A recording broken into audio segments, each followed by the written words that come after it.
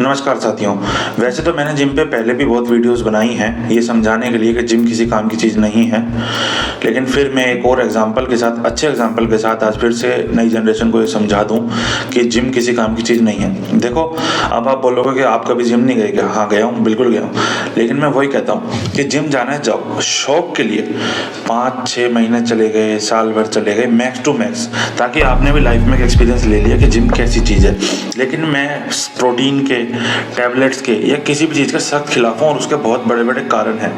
उसके कारण ये है कि जब आप प्रोटीन लेते हो आपके लीवर की एस्थेसी करता है, लिवर शुरू करनी पड़ती है, फिर उसके साइड इफेक्ट बहुत होते हैं, कभी बाल झड़ने लगेंगे, कुछ होने लगेगा, फिर उसकी गोली लो, ठीक है ना।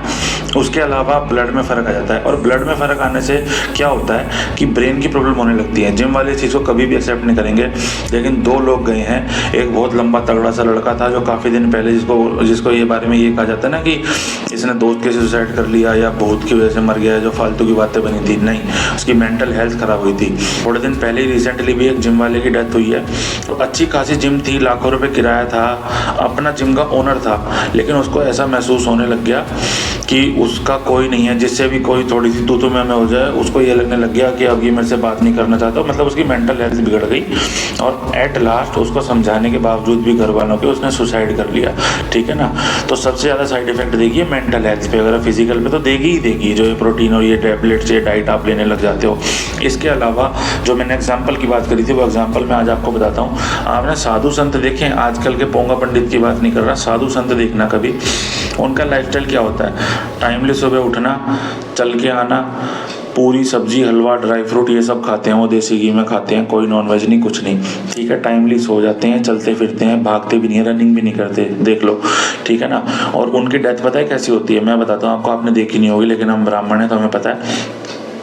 वो 70, 80, 75 जितने भी साल में उनकी डेथ होती है, वो शांति से लेट जाते हैं, थोड़े टाइम कुछ बीमार रहेंगे, जैसे लूज मोशन हो गया, कुछ हो गया, और उसके बाद या तो सोते सोते ही या दिन निकले या कभी भी उनको पता नहीं चलता, बड़ी शांति से उनकी डेथ हो जाती है। यानी मरते वक्त भी उनको तकलीफ नहीं हुई, बस अच्छी डाइट रखी थी उन्होंने। अब कुछ लोग कहेंगे कि आज के टाइम में वैसा खाना नहीं है, ये नहीं, ये सब फालतू की बातें।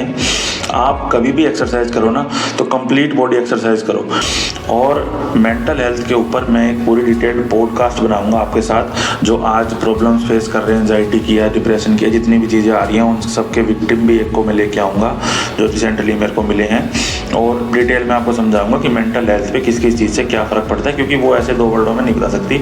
लेकिन जिम के लिए मैं कह रहा हूँ कि बच्चे नहीं मानेंगे तो पेरेंट्स की यहाँ सपोर्ट लगेगी।